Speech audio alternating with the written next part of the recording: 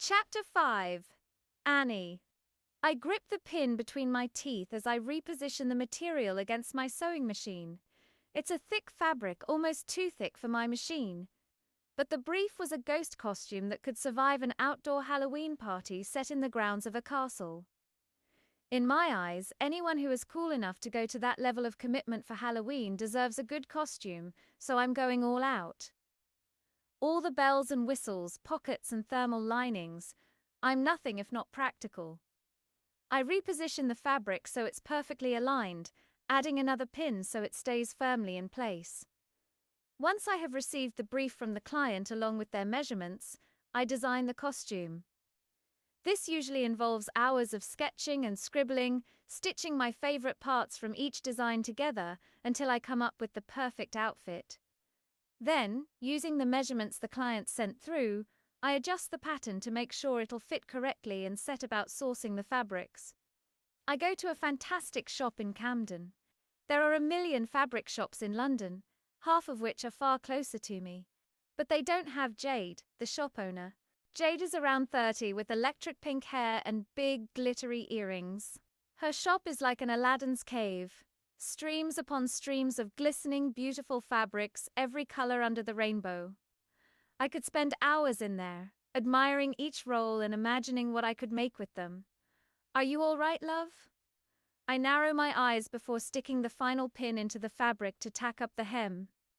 I nod at Mum, who is balanced against my copy of Pride and Prejudice on FaceTime. She's in her kitchen, half bent over a bubbling stove as she peers into the camera. My mum is a wiry woman with thin, wild hair and an extensive collection of pashminas.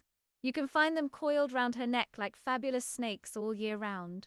She gets away with it, as whenever someone notices how enormous her collection is, she proudly tells them that she made them all herself. Then, instead of being slightly deranged for being so obsessed with cashmere scarves, she's suddenly very impressive. It makes me want to learn how to make wine. Yes, I say that hem was just a bit tricky. The fabric is so thick. Let's see it. I hold an offcut up to the camera and Mum nods knowingly. Gone are the days that you'd wear a simple bedsheet. Gone are the days where you're expected to freeze to death in order to look good, I say, grinning at Mum as she laughs. Aren't you supposed to be the young one living it up in London? She says.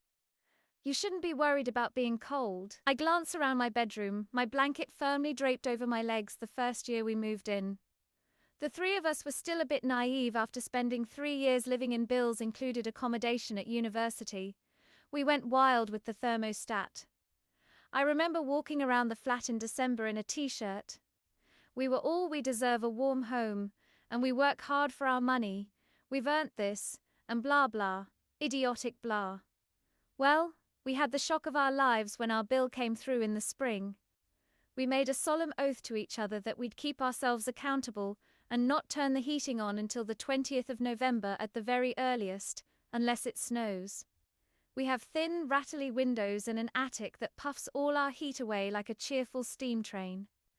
We haven't had snow, but I'm pretty sure there are icicles forming in my nostrils. Team always worried about being cold. Mum still lives in our family home, an old farmhouse in the Cotswolds. It has wooden beams and sage cabinets, and an enormous reclaimed wood dining table that stretches across the conservatory and sits our entire extended family every Christmas. All 15 of us. Growing up, it was just us three, but our house was always full of friends from school, relatives and pals of my parents popping round for a cup of tea or a steaming Sunday roast. On the odd occasion that I take Tanya and Penny back home to escape to the country, as Penny likes to call it, they cannot understand why I ever wanted to leave. Once, Elle caught Tanya joking with my mum about lodging in my old bedroom. She swore it was a joke when I questioned her. But I saw her face when she bit into Mum's apple crumble. The intention was real. Don't get me wrong, I loved living there. But I love living in London too. Even if it does mean that the only person making me an apple crumble on a Sunday for under £11.50 is Mr. Kipling. What are you making?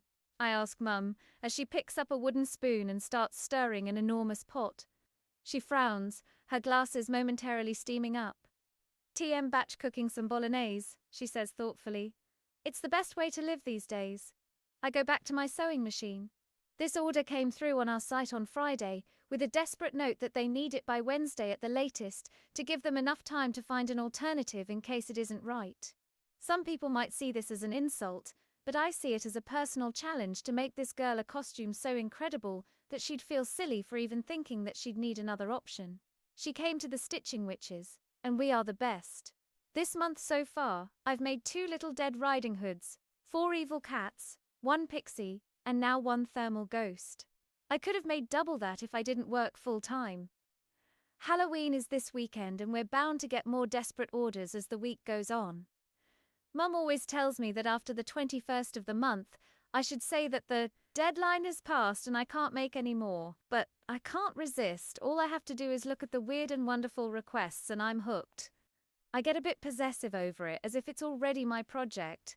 Nobody can make this outfit as good as I can, even if it means I stay up all night for an entire week cooped up in my bedroom and develop a hump in my back.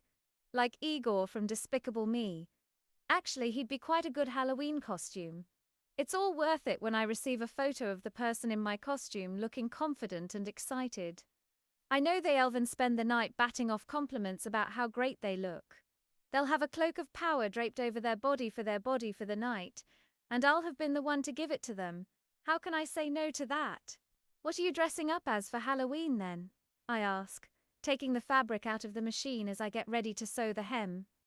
Halloween was always a huge deal in our house. In fact, we were the house in the area. You know the one? People would travel there to trick or treat and have their photos taken outside. My parents would go nuts for it. Dad would spend hours decorating the outside of the house, sticking severed hands into the soil that stretched up, ready to snatch the ankles of any passing children. He'd drape fake cobwebs over the front of the house and drop a giant spider from my bedroom window that would glisten when the light of a passing car hit its back. Even though I haven't lived at home for over 10 years, they still go full throttle. Everyone in the village loves it. So much so that in my dad's home office there are 25 framed pages from the Cotswolds Herald of Mum and Dad, grinning proudly in front of their terrifying house. I'm featured in almost all the pictures too, up until I moved out to go to university. Well, Mum's eyes light up. I think I'll go as a witch. I found this amazing YouTube video on how to reconstruct your face with makeup. So I'm going to give myself these huge eyes, and I got this fabulous wig online. By fabulous, she means grotesque. And I think Dad wants to go as a clown. She picks up a pepper grinder and twists it into the pot. He's been quite inspired by Stephen King's It. I said I'd help him out.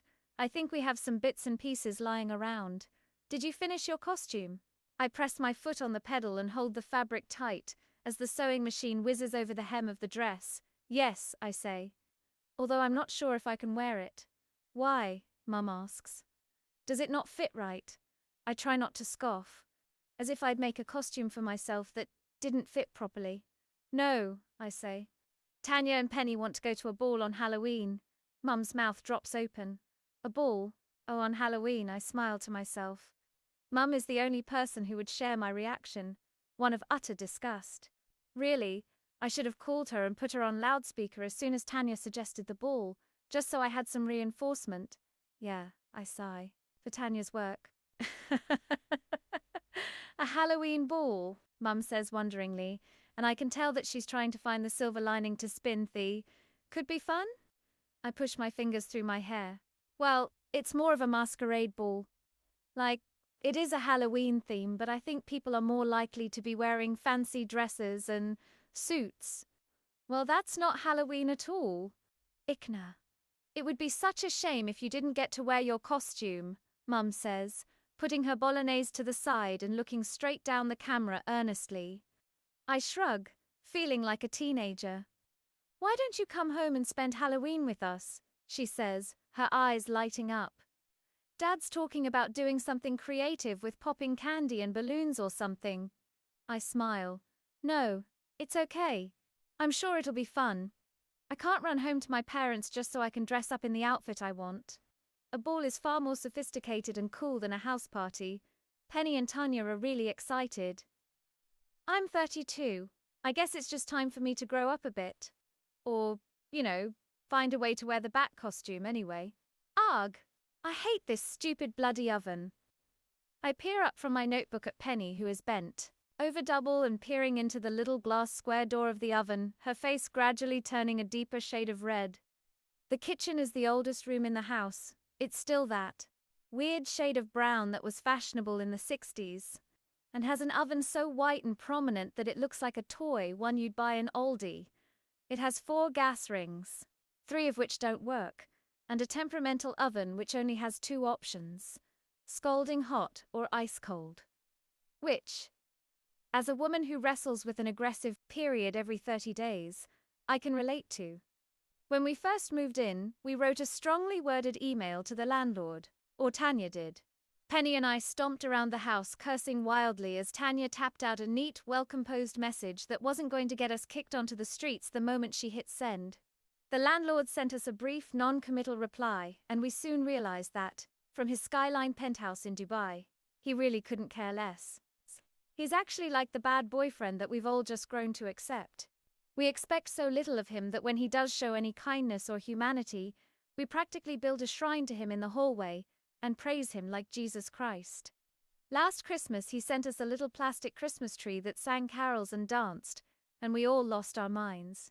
One night we got so drunk on mulled wine that I caught myself almost crying with gratitude over it.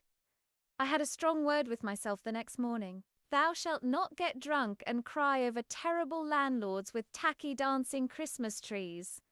What's it doing, I ask, looking up from notebook. I've been making a list of all my finances for the month, no. I'm super organized. With the business being busy this month, I'm constantly running to the Camden fabric shop to stock up on supplies, paying for postage and thread and whatever else I need. So, every now and then I need to make sure I am actually making money from it all. If I was a baroness with lots of money, then I'd spend my life making these costumes and give them out for free, but unfortunately, I'm not quite there yet. I don't think on Energy would appreciate a custom-made witch costume instead of the £58 I owe each month for our electricity bill. It's what it's not doing, Penny mutters, still glaring at the oven door. It's ruining my bread. I look back down at my notebook. It was only a matter of time until Penny, the scientist, decided to tackle sourdough. Something smells good, Tanya says happily, bouncing into the kitchen. I swallow a smile as Penny snaps up to standing, a look of anguish painted on her face. The oven is screwed, she wails. It's ruining my bread. I've spent weeks working on that dough. Tanya's face falls. Oh no, are you okay? I'm sure it 11 still tastes great. I smile to myself. I quite enjoy sitting back and watching Tanya fall into her role of mother around Penny. Penny and I act more like sisters. We bicker about what to watch on TV and laugh at stupid jokes that make absolutely no sense. But always know how to fix everything. Tanya is the one we go to when we need help. She seems to, as Tanya flicks the kettle on. Penny slumps onto the plastic dining table opposite me. I was coming in to say have some good news. She grins. I've had some more information about the bowl. She plucks 3 mugs out of the cupboard, correctly assuming that we all want a cup of tea. I think it's going to be pretty spectacular, she says. It's a proper prevent. What does that mean? Penny shuffles her seat round so she's facing Tanya. Basically, it means that we'll get loads of free stuff, she beams. There will be free drinks and food, and they always have little goodie bags to give out. I lean my head on my hand. Are you sure we're allowed to go? We're nothing to do with fashion. Your costume will beg to differ, Penny quips, and I puff my chest out in pride. It's fine, Tanya flaps her hand. You might just have to pretend to be influencers or something. Penny scoffs. Oh God, what does that mean? Just take the odd selfie, Tanya shrugs, and I laugh at Penny's horrified expression as Tanya sets the mugs down on our polka dot tablecloth and sits on the 3rd chair. People will be taking pictures of you anyway, Penny says, nodding to me. Well, I don't know if I'm allowed to wear my costume yet. Tanya's head snaps round to face me. What? Of course. You're allowed to wear it. You must wear it. It's not a ball gown. Isn't it a masquerade ball, Tanya? Bats me away. Just add a mask and you'll be fine. We're on the guest list, baby. We're golden.